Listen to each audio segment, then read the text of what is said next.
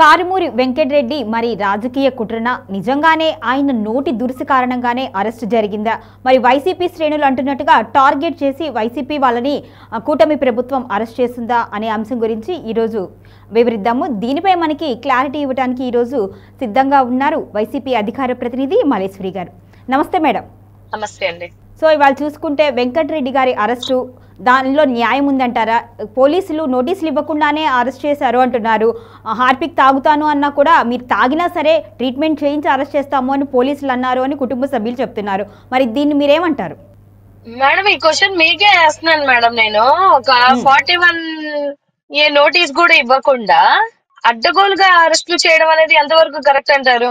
ఇది నా వాయిస్ వినిపిస్తుందా అండి మేడం? చెప్పండి. సో అడ్డగోలుగా అరెస్టులు చేసేసుకొని ఇది న్యాయమా కాదా, కక్షపూరితమా కాదా అనేది ఒక అందరికీ అర్థమవుతుంది కదండి. వాళ్ళ అధికార ప్రతినిధులు, ఇప్పుడు ఆ పార్టీలో అధికార ప్రతినిధులు ఉన్నారు మేడం. అక్కడ వాళ్ళు ఏం మాట్లాడుతున్నారో తెలియట్లేదా? ఎలాంటి మాటలు మాట్లాడుతున్నారో చూడట్లేదా? వినిపించట్లేదా?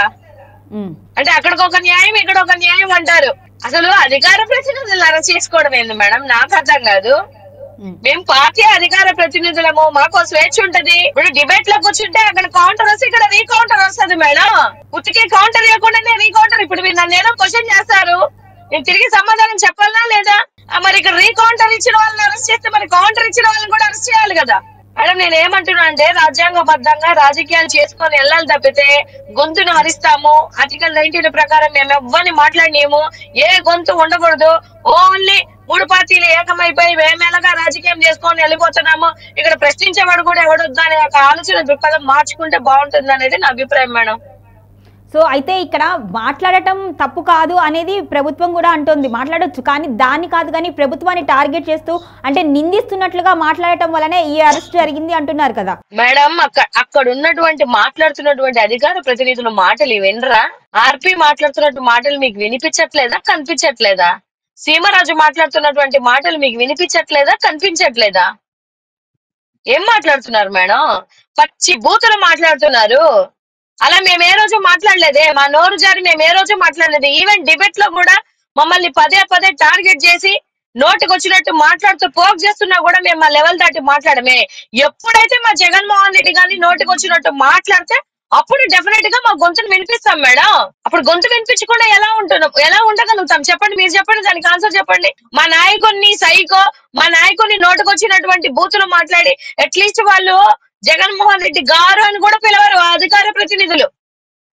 మేము రెస్పెక్టబుల్ గా చంద్రబాబు నాయుడు గారు అంటాం, లోకేష్ బాబు గారు అంటాము. వాళ్ళ నోట్ల నుంచి మాజీ సీఎం అయినటువంటి జగన్మోహన్ రెడ్డి గారిని, మా నాయకుడిని జగన్మోహన్ రెడ్డి సైకో అని మాట్లాడుతుంటే మేము కౌంటర్లు ఇవ్వకుండా అలాగే వాళ్ళు చెప్పిందంతా వినుకొని కూర్చోమంటారా ఏంది మేడం?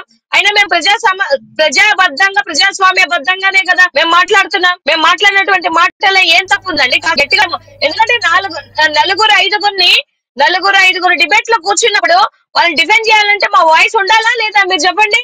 సో ఇప్పుడు వైసీపీ నేతలు ఏం మాట్లాడినా అది ప్రభుత్వం ఖచ్చితంగా టార్గెట్ చేసే విధంగానే ఉంది. ఎందుకంటే కూటమి ప్రభుత్వం గతంలో వాళ్ళు అధికారంలో లేనప్పుడు, ప్రతిపక్షంలో ఉన్నప్పుడు, ఇప్పుడు ఎవరైతే మాట్లాడతారో వాళ్ళందరినీ కూడా మేము అధికారంలోకి వచ్చిన తర్వాత ఖచ్చితంగా పనిష్మెంట్ ఉంటుంది అన్నట్టుగా వ్యాఖ్యానించింది. దానికి రియాక్టెడ్ గానే ఇప్పుడు ఇలాంటి అరెస్టులు జరుగుతున్నాయి. ముఖ్యంగా వైసీపీకి సంబంధించిన వాళ్ళదే అనుకోవచ్చా మేడం?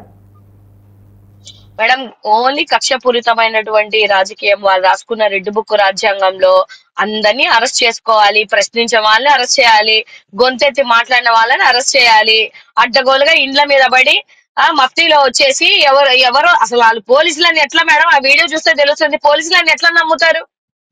ఏ విధంగా నమ్మాలి?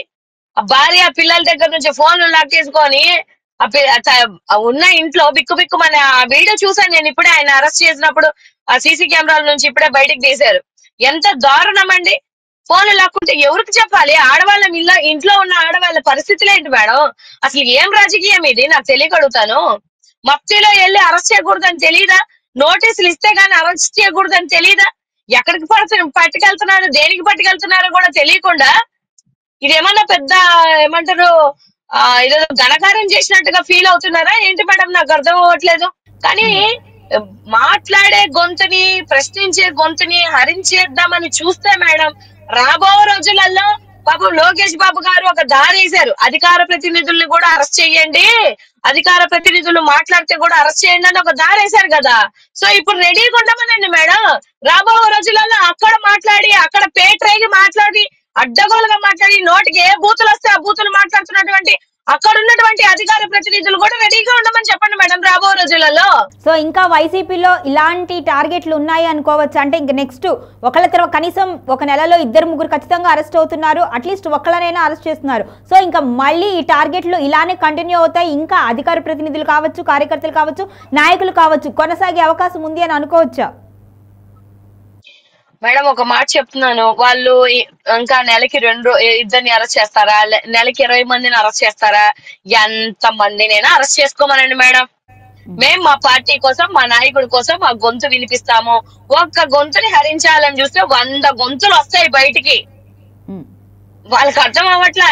ఒక వెంకటరెడ్డినో, ఒక మల్లీశ్వరనో, లేదా ఏమంటారు ఇంకా ఉన్న అధికార ప్రతినిధులు నాగార్జున యాదవ్ లేకపోతే శేఖర్ రెడ్డో ఇంతమంది ఉన్నారు కదా, అందరినీ అరెస్ట్ చేసుకుంటూ వెళ్ళిపోతామనంటే చేసుకొని వెళ్ళిపోమనండి మేడం. కర్మ అనేది ఒకటి ఉండదా? ఇప్పుడు మేము తప్పు మాట్లాడాం అనుకోండి, అరెస్ట్ చేయమనండి ఎవరినైనా సరే. మీరు వేసిన కౌంటర్లకి డిబేట్లలో కానీ, లేకపోతే ఇంకొక దాంట్లో కానీ మీరు వేసిన కౌంటర్లకి మేము సమాధానం చెప్పుకుంటున్నప్పుడు దాన్ని కూడా అరెస్ట్ చేస్తానంటే ఎట్లయితుంది మేడం? మరి కౌంటర్ ఇచ్చిన వాళ్ళని కూడా అరెస్ట్ చేయాలి కదా. మీ పార్టీలో కానీ, మీ ప్రభుత్వంలో కానీ పారదర్శకత ఉంటే. అంటే ఆ పార్టీలో ఉన్న వాళ్ళకి ఒక న్యాయమో, పక్క పార్టీలో ఉన్న వాళ్ళకి ఒక న్యాయమా? అరే అసలు పార్టీ అధికార ప్రతినిధులు అంటే పార్టీ గొంతులు వినిపించే వాళ్ళమే కదా మేడం. మీరు నిందలేస్తుంటే మేము డిఫెండ్ కూడా చేసుకోవద్దా? డిఫెండ్ చేసేటువంటి హక్కు కూడా మాకు లేదా? మీరు మా నాయకుడిని పచ్చిబూతులు మాట్లాడి నోటికి ఏదొస్తే అది మాట్లాడుతుంటే మేము పార్టీ కోసం, మా నాయకుడి కోసం మాట్లాడే హక్కు మాకు లేదా? ప్రజా సమస్యల మీద పోరాడే హక్కు మాకు లేదా? జరిగింది ఒక అన్యాయమో, లేకపోతే ఒక అగంతం జరిగింది, లేకపోతే ఒక ఇష్యూ జరిగిందని అంటే దాని మీద మేము మాట్లాడినా వద్దా? ఏంటండి ఇది? ఇదేం రాజకీయం అండి? నాకు అర్థం కాదు. ఏం రౌడీ రాజకీయమా? లేకపోతే మీరు ఎడుపుకు రాజ్యాంగ పాలన అని చెప్పేసుకొని మీ ఇష్టం వచ్చినట్టు అందరిని అరెస్ట్ చేసుకొని పోతానంటే కానివ్వండి, అందరూ రెడీగానే ఉన్నారు. ఎవరు భయపడేదేముంది? మీరు ఎంత మందిని అరెస్ట్ చేసుకోవాలంటే అంతమందిని అరెస్ట్ చేసుకోండి. నిజంగానే మీరు అలా అరెస్ట్ చేసుకోవాలంటే జైలు కూడా ఖాళీ ఉండవు. ఒక నోరుని నొక్కేద్దాం అనుకుంటే ఇంకెవరు రాలే అనుకుంటే అది చాలా పొరపాటు. 100 నోర్లు బయటకు వస్తాయి. ఎందుకు రావాలి? ఈ అక్రమ అరెస్టులకు సంబంధించి నెక్స్ట్ వైసీపీ ఏం చేయబోతుంది? ముఖ్యంగా ప్రభుత్వాన్ని ఏ విధంగా నిలదీయాలి అనుకుంటుంది? మేడం మేము ప్రభుత్వాన్ని నిలదీసినందుకే ఈ పరిస్థితి. ప్రభుత్వాన్ని అడగకూడదు, ప్రభుత్వాన్ని ప్రశ్నించకూడదు. వాళ్ళు ఏం చేస్తున్నా చప్పట్లు కొట్టుకుంటూ, ఎందుకంటే అసెంబ్లీలో అదే పరిస్థితి. ఆడ అడిగినోళ్ళు లేదు, చెప్పేవాళ్ళు లేడు, ప్రశ్నించేసేవాళ్ళు లేదు. అందరు వాళ్ళే మా సాంబార్ పిస్తా బహార్ అన్నట్టుగా వాళ్ళు చేసిన పరిపాలన కోసం వాళ్ళు మాట్లాడుకుంటున్నారు. అడిగేది ఎవరు మేడం?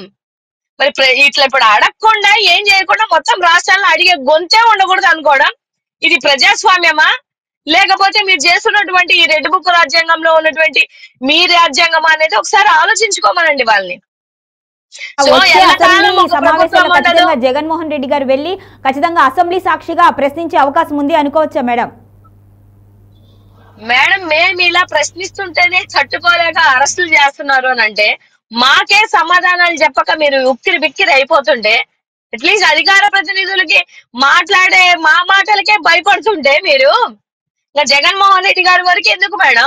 మీరు చేసే పరిపాలన ఏంటి, మీరు చేసేటువంటి పరిపాలన తీరు ఏ విధంగా ఉందో అది క్వశ్చన్ చేసుకోమనండి చాలు. మాట్లాడినందుకు, ప్రశ్నించినందుకు అరెస్ట్ చేస్తామంటున్నారు కదా, మరి మీ తీరు బాగాలేదని మీ ఎమ్మెల్యేలే, మీ మంత్రులే, మీ కూటమిలో ఉన్నటువంటి మంత్రులే బయటకు వచ్చేసి మిమ్మల్ని నిగ్గదీసి అడుగుతుంటే అది పట్టించుకోకుండా రేపు ఏదో మన మోదీ గారి పర్యటన ఉంది, మోదీ గారి పర్యటన మీద కూడా కాన్సన్ట్రేషన్ చేసుకోకుండా ఈడ అధికార ప్రతినిధులు అరెస్ట్ చేసుకుంటున్నారంటే ఎంత దిగజారిపోయే రాజకీయాలు చేస్తున్నారు మేడం వీళ్ళు?